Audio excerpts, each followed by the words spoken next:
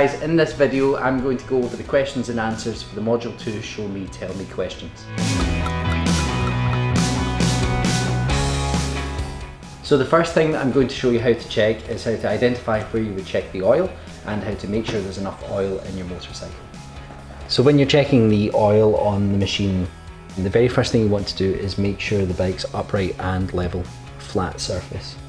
Once you've done that, you're going to identify where the oil gauge is, which is on the engine casing here, this little window down here. Now the very first thing we're going to check is the oil levels. So we're going to make sure that the oil's between the full notch, which is up at the top here, and the low notch, which is at the bottom there. The other thing we're going to check is to make sure that the oil is a good colour. You're wanting that to be a sort of toasty brown colour. Anything that looks mayonnaisey means that there's water that's got into your system, and once your oil gets old it's going to turn black. We don't want that either.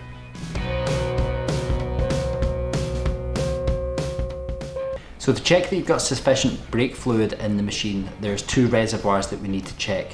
For the front brake, the reservoir is located up on the handlebars, and all we're checking is to make sure that the fluid's above the lower level on that. Again, similar to the oil, you're going to make sure the bike's upright, flat and in a stable surface. For the back reservoir on the Bandits, it's through this little hole here, and again you're making sure that's above the lower level, which you can see through the little window there.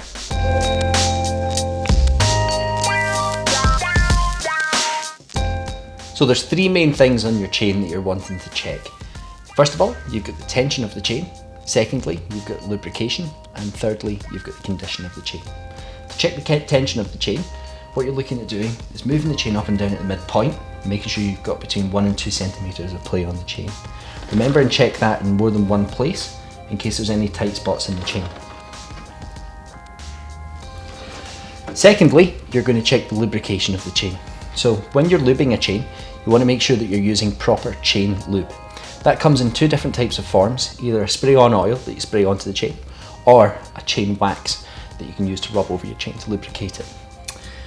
Things that you don't want to use in your chain under any circumstances are things like WD-40, because that's a dispersant, not a lubricant, so that'll just clean your chain up. Amazing for cleaning your chain, but you need to make sure you let your chain dry out and then lubricate it afterwards. Also, don't just lubricate your chain and then go out on a ride.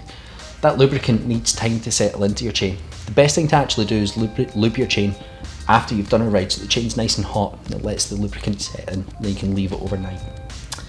The third thing that you're going to check is the condition of the chain. So when you're checking the condition of the chain, you're looking at the chain itself to make sure there's no cracks in the links and checking for those tight spots that we checked earlier with the tension. The other thing that you want to check as well is you want to check the condition of your sprockets. You want to make sure that your sprockets are nice and sharp, the teeth haven't been rounded, and they're not hooked at all. So there's three main things with your tyres that you want to check. Very first thing that we're going to check is the pressure of the tyre. Now the actual amount of pressure that should be in your tyre will vary from bike to bike, so the best thing to do is check the owner's manual. To check your tyre pressures, you want to be using a pressure gauge. Just pop that onto the valve and have a little read from it and see what's there. The next thing that we're going to check is the general condition of the tyre. So with this, we're making sure that there's no cracks, bulges, splits or any foreign objects stuck into the tyre. And then the final thing that we're going to check is going to be the tread. The tread in your tyre must be at least 1 mil deep over the full circumference of your tyre and covering the 3/4 centre strip of your tyre here as well.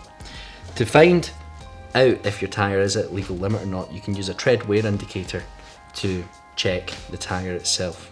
To find the tread wear indicator, you look for a little mark on the side of the tyre that says TWI, and then you come round there and there's a little nodule inside your tread. That little nodule is 1 mil high, so as long as your tread is above that nodule, then it's at legal limit.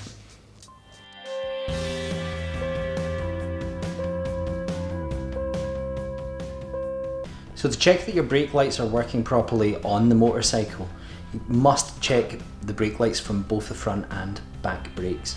To do this, we're going to turn the ignition on. We're then going to check the front brake first of all. So I'm going to apply the front brake lever and at the same time use my hand to reflect the light back up onto me. Once I've checked this, I'm then going to go down to the back brake and do the same thing.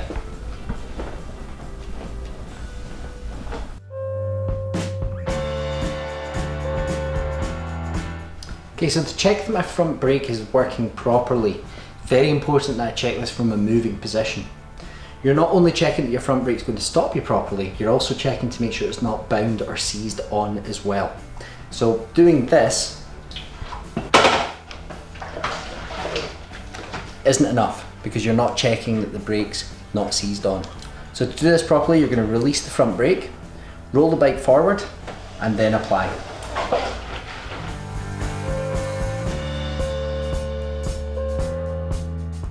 So now I've showed you how to check the front brake on the bike, we're now going to check the rear brake. So checking the back brake on the machine is very similar to checking the front brake. Again, we have to make sure the bike rolls forward to make sure that the brake's not seized on, similar to the front brake. With this, it's a much more practical way of doing it by sitting on the bike and rolling it forward. So I'm just going to push the bike forward and bring the brake on.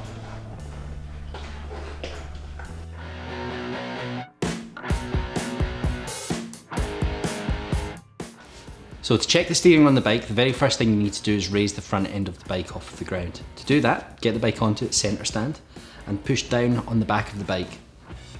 Once you've done that, move your steering from side to side and check that there's no stickiness, notchiness, and that the bars are moving nice and free-flowing. Once you've checked that, the other thing you're going to check is to make sure that there's no cables that are getting caught up that run down from the handlebars in towards the yoke here.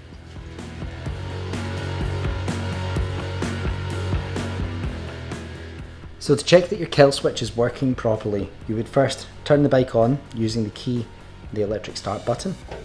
You would then let the bike die using the kill switch. That should make the engine kill. Once we've done that, we'd then try to start the bike again, and it shouldn't start with the switch in the off position.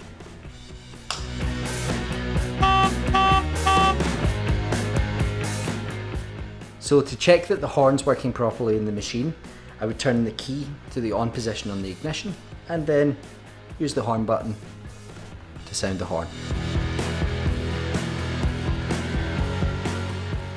So to check that your reflectors and lights are in clean and working order, all that you would do is turn your lights on, for example your left indicator, walk around the bike and do a visual inspection of them. Then come back, flick your other indicators on and do the same. We'd repeat this process with your headlight and your tail light also.